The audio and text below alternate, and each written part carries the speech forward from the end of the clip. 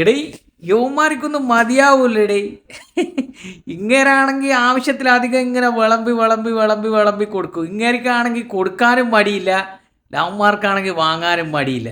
ഇതെല്ലാം കേട്ടിട്ടാണെങ്കിൽ നമ്മൾ ചിരിച്ചിട്ട് പണ്ടാരടങ്ങും. ആന്ന് ഇങ്ങനെ വരും, കുറച്ചു നേരം മിണ്ടാണ്ടിരിക്കും, മറ്റവൻ പറയുന്ന കേൾക്കാൻ വേണ്ടിക്കും. അതെല്ലാം കേട്ടിട്ട് പിന്നെ മൂപ്പർ അങ്ങോട്ട് തുടങ്ങും. മക്കളെ ഒന്നും പറയാനില്ല. വേറെ ലെവല് സാധനം തന്നെയാണ് ഓരോരുത്തർക്കും കൊടുക്കുന്നത്. കൃത്യമായിട്ട് അളവിൽ തൂക്കത്തിലൊക്കെ അളതങ്ങ് കൊടുക്കും. ഒന്നും പറയാല്ല, കണ്ടു നോക്ക്, പൊളി സാധനം. എന്താ കുട്ടപ്പ നിന്റെ പ്രശ്നം പറ.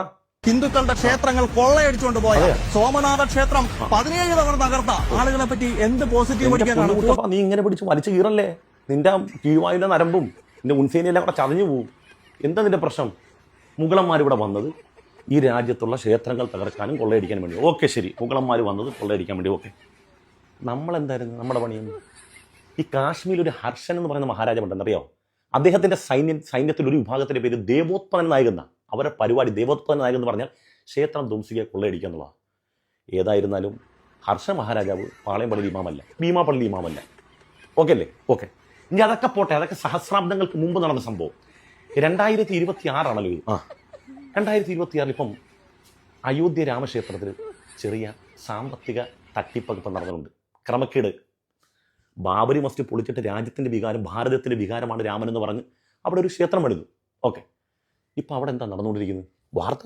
അയോധ്യ രാമക്ഷേത്രത്തിലെ സംഭാവനാ ക്രമക്കേടിൽ വെട്ടിലായിരിക്കുകയാണ് RSS നേതൃത്വം. ക്ഷേത്ര ട്രസ്റ്റിലെ പ്രമുഖരെല്ലാം RSS ആയി ഏറ്റവും അടുത്ത് നിൽക്കുന്നവരാണ്. പണം എണ്ണി തിട്ടപ്പെടുത്തുന്ന ജോലി ചെയ്യുന്നവർ ഉൾപ്പെടെ സംഘടനയുമായി ബന്ധമുള്ളവരാണ്. നമ്മുടെ സ്വന്തം രാമക്ഷേത്രം ഇത് സഹസ്രാബ്ദങ്ങൾക്ക് മുമ്പല്ല, മുഗളന്മാരുമല്ല.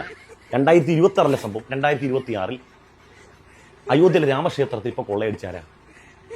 ഇപ്പം ഒരു കോടിക്കണക്കിന് രൂപ ക്രമക്കേടായി പോന്നിരിക്കുന്നത്. പാളയംപള്ളി ഇമാമാണോ ഭീമാപള്ളി ഇമാമാണോ? രണ്ടുപേരുമല്ല. ആരാ? നമ്മൾ തന്നെ. ഓക്കെ, സെറ്റായി. രണ്ടാമത് തിരുവനന്തപുരത്തെ ശ്രീ പത്മനാഭ സ്വാമി ക്ഷേത്രത്തിൽ ഇപ്പൊ പലതും കാണുന്നില്ല എന്ന് പറയുന്നു. വാർത്ത നിരന്തരമായിട്ട് വന്നുകൊണ്ടിരിക്കുന്നു. അവിടെ ഏത് മുസ്ലിം അവിടെ കയറിയത്? പാളയംപള്ളി ഇമാമ, ഭീമാപള്ളി ഇമാമ? ആരാ കയറിയത്? ഇല്ല, നമ്മൾ തന്നെ മുച്ചൂട് മുക്കി. പോട്ടെ, ശബരിമലയിലെ സ്വർണ്ണപ്പാളി അടപടലം മുക്കി. ആരാ? പാളയംപള്ളി ഇമാമ, ഭീമാപള്ളി ഇമാമ? അന്ന് ഹർഷ മഹാരാജാവ് എന്താണോ ചെയ്തത് 2026 അവരുടെ പിൻഗാമികളായി നമ്മളും അത് ചെയ്തുകൊണ്ടിരിക്കുന്നു. ഇതിന് ഈ പാവപ്പെട്ട മുസ്ലിങ്ങൾക്ക് എന്താ കിടക്കാൻ വയ്യാത്തത്? ആ മുഗളന്മാരെ അടിച്ചോണ്ട് പോയെങ്കിൽ അവന്മാരുടെ ഉൻസേനയെ പോയി പിടി. ഇപ്പൊ ഞങ്ങൾക്ക് എന്ത് ചെയ്യാൻ പറ്റും? ഞങ്ങളിപ്പോ 2026 ജീവിക്കുന്നവരാണ്.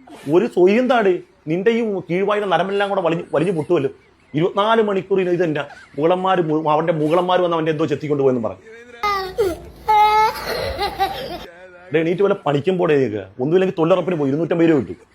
രാവിലെ ഒരു കുത്തിത്തിരിപ്പും വർഗീയതയായിട്ട് വന്നിരിക്കുകയാണ്. ഡാ സുമേഷേ, കറക്കി വിടാൻ നെഞ്ചത്തോട്ട്. സുമേഷേ കറക്ക്, നന്നായിട്ട് കറക്ക്, നല്ല സ്പീഡിന് പോളൂ. ഫസ്റ്റ് സെക്കൻഡിൽ കറക്കണ.